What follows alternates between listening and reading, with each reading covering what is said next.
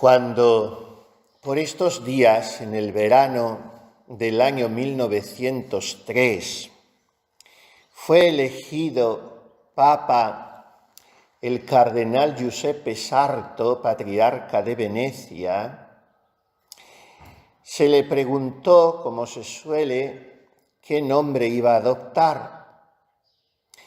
Y él contestó: me llamaré Pío, porque es el nombre que han llevado los papas que más han sufrido por la Iglesia. Seguramente, quien sería San Pío X contestó así, y así decidió, pensando en San Pío V, el gran Papa de Lepanto y del Rosario, que tanto sufrió y trabajó en plena época del Concilio de Trento para conjurar la herejía luterana que había dividido tan dolorosamente la Iglesia.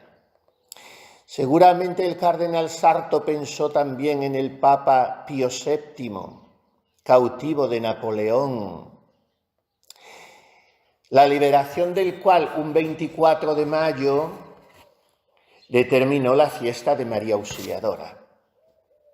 Seguramente evocó también la figura más cercana para él en el tiempo del gran Papa Pío IX, hoy beato, cautivo también de Víctor Manuel II y de los que pretendieron y lograron una unificación de Italia a base de robarle los estados pontificios al Papa.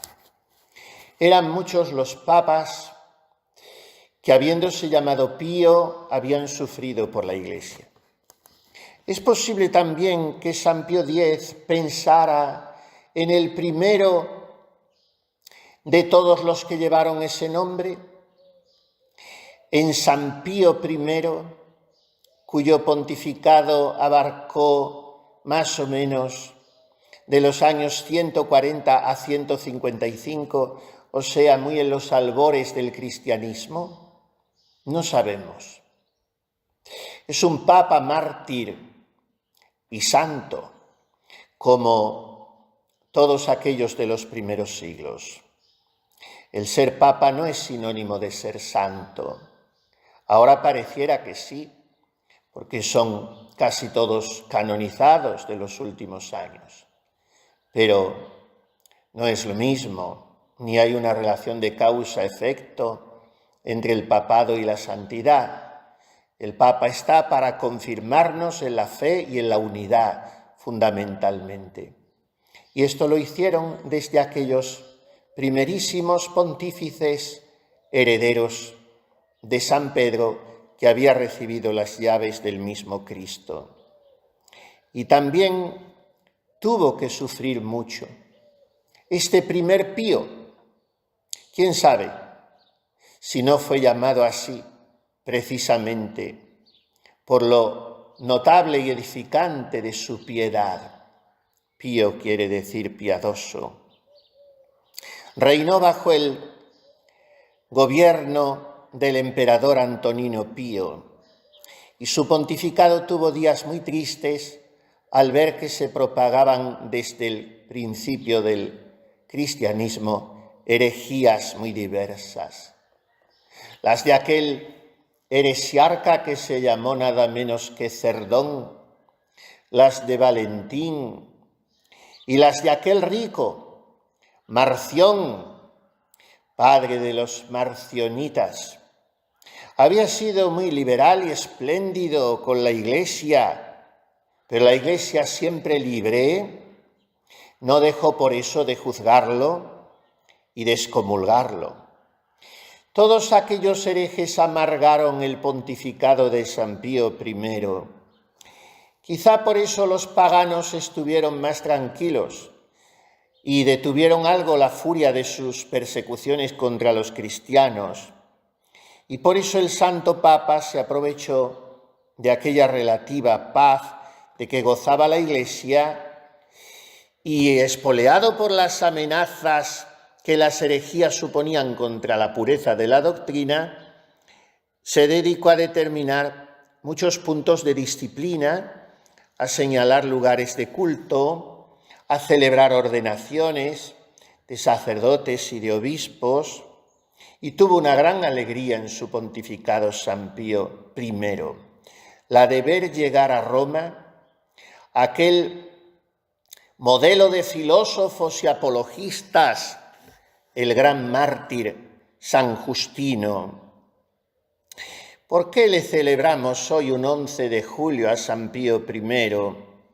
Porque el Liber Pontificalis nos dice que tal día como hoy fue enterrado en la colina vaticana, donde todavía no existía más que una muy incipiente iglesia de lo que sería después la basílica. Y por haber sido enterrado hoy, quizá murió el mismo día o el día antes. Hemos rezado así en la oración colecta de Sumo Pontífice Mártir: Eterno Pastor, vela con cariño sobre tu rebaño y guárdale bajo tu perpetuo amparo por la intercesión del bienaventurado Pío, tu mártir y soberano pontífice, que tú estableciste pastor de toda la Iglesia. Esto hemos pedido en voz alta y sin ruido de palabras seguiremos pidiéndolo durante la Santa Misa. La protección para nuestra Iglesia, que hoy atraviesa una crisis no pequeña. Que el Señor nos conceda pastores santos, como estos píos, el primero y todos sus continuadores, hasta el 12º, venerable también, Pío XII. Sueño, muchas veces despierto, en un Pío XIII, que tenga la piedad de aquel dominico a partir del cual todos los papas se visten de blanco, San Pío V.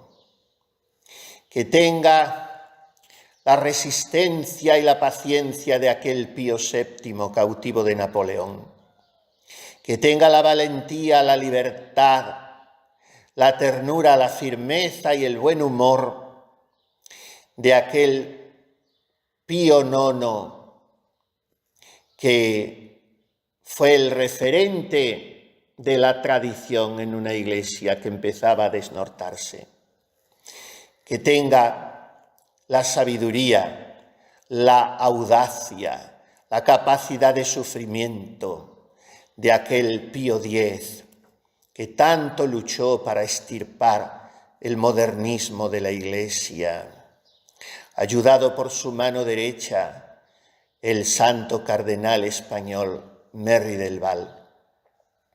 Que tenga la sacralidad, la elegancia humana y espiritual, las dotes diplomáticas y al mismo tiempo la sencillez de corazón de aquel Pío XII, que elevó el papado a una categoría que produjo la admiración del mundo entero.